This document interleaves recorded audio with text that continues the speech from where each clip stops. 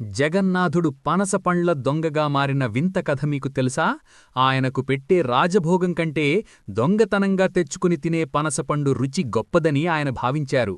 ఈ కథలో హీరో మన జగన్నాథుడైతే ఆయనకు సహకరించిన దొంగ భక్తమాధవదాస్. భక్తుడి కోరిక తీర్చడానికి భగవంతుడు ఎంతకైనా దిగివస్తాడు అనడానికి ఈ కథే నిదర్శనం. పురీ రాజవనంలో జరిగిన ఈ సరదా ఘట్టం మనల్ని నవ్విస్తూనే భక్తిలో ముంచెత్తుతుంది. సాక్షాత్తు పరమాత్మ దొంగతనం చెయ్యడానికి వెళితే ఎలా ఉంటుందో ఊహించండి. రాజగురువు మాధవదాస్ మరియు జగన్నాథుని మధ్య ఉన్న ఆ అనుబంధం ఎంతో అపురూపం. రండి, ఈరోజు ఆ పనసపండ్ల చోరలీలను వివరంగా తెలుసుకుందాం. ఒకరోజు మాధవదాస్కు రాజవనంలోని పనసపండ్లు తినాలని కోరిక కలిగింది.